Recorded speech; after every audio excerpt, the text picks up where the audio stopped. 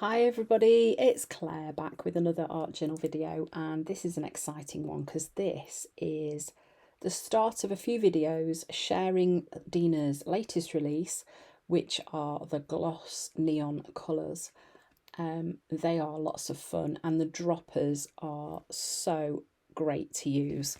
I think if you like neon colours and you like the gloss sprays as they were, you're going to love these. I think they're actually more versatile as they are now. And they've also released new sprayers, spare sprayer tops and more droppers as well. So you can also use those in your other gloss sprays as well. So I'm playing in the white journal. I know that's a bit of a shocker. There will be a couple of projects in the craft journals as well, but I started off in this one because I wanted the white background. So I have added some white gesso. The paper in these white journals is lovely, but it's very thirsty, so just gessoing that makes it a little bit easier to use. Now I have added one of the sprayers into the gloss spray, and I've used the same sprayer throughout this project, and you can see I've managed to clean it out. So all I did was took it out of the gloss spray, stood the sprayer end in the water and sprayed it onto some spare kitchen paper towel till it sprayed through clear water, and then I popped it into the next colour, and that way I was able to use the same spare sprayer top for all the gloss spray colours. I'm going straight in and just spraying some of these all over my page. I kind of wanted to see how bright and vibrant they were and how they played together. So I did dry those first few layers, so the stoked, gnarly and radical I gave a little bit of a dry to so that we wouldn't create any mud before I went in with tubular, legit and bodacious. Aren't they just amazing names? They're so funny. And here I'm just going in with the last colour. Really pretty. And actually this video doesn't really do the vibrancy justice. They are really bright.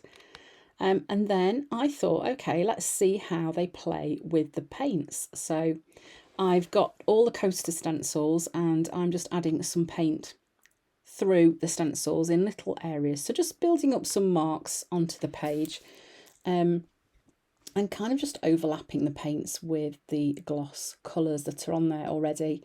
I just wanted to see whether the colours played nicely together, whether they were like good friends, and they are, of course, and they do work really well.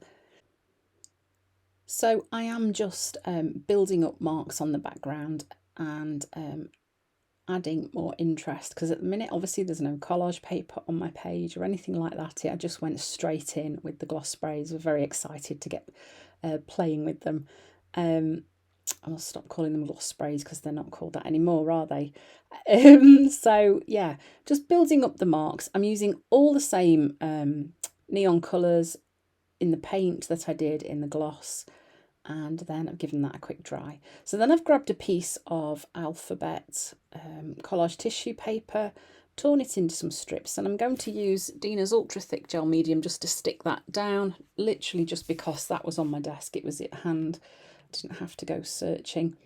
And I'm just sticking some pieces on my page. So Dina's collage tissue paper is great at kind of melting into your page, really. Even when it's dry, it doesn't go back to being completely white as it is when it's not got any gel medium on it. So it was a great way to add some interest, more patterns and marks onto this background, and also thinking about bringing in some contrast. So of course there's some black on that too. And then I'm going to do some masking. This is a technique that I absolutely love to do. It's the results that you get from doing this simple thing are just so amazing, and every time I am like, oh my goodness me, why don't I do this more often? So I've used the Growing Masks stencil set. This is the mask part of it, obviously. And I'm just going to do 2 areas of masking on the left and right hand of the page. And I'm just kind of bringing in all three of those mask shapes and squishing them together. They're just such lovely, there's such a good variety with the shapes in this set as well. I'm using a blending tool. I am using black gesso. I know there are those of you who will be absolutely freaking out right now because I'm sticking black over this lovely background, but just wait till you see how pretty that is. Isn't it lovely? If you are not a fan of black, then, you know, you could always use night, or you could use lapis, or even blackberry. Just something dark would work really well for this. I know maybe for some of you black is a little bit too scary. I don't think it would really matter which of those colours you used. It's just something that's going to work as a really dark contrast against what you've already got on there. And do you know what? Because the background is dry and it's got gloss on it, sorry, actually probably could wipe most of this black away if you decided you didn't like it, as long as it wasn't dry. Then I've got a bit of black left on my blending tool, so I've just pulled it along the top and the bottom, and that just connects those two areas together. Then I am using my favourite dotty stamp, and this just helps to soften some of those edges a little bit more, and just kind of extends that black out, but in a much softer way. Okay, this is looking quite pretty. Liking this. So then I'm just using a part of a stamp from Dina's Stencil Alphas set, and using my Signo Uniball and just roughly sketching around these masked images. I don't know if you can hear the rain on this video. So we've just had like a week of super hot weather, and it's raining and it's cooled down. And nearly everybody I have met has said they can't wait for autumn. It's so funny, aren't we crazy people here in the UK? We're just mad. Anyway, so I'm just outlining all these shapes, and that just pops them out from the background a little bit more. I kind of like how that looks. And of course, because I'm using the white, it's bringing that extra contrast to the page and just making those stand out a little bit more.